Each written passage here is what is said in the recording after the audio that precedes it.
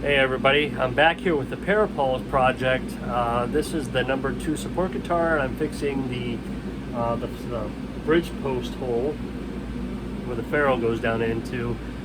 So we've done everything else. We're finishing the paintwork.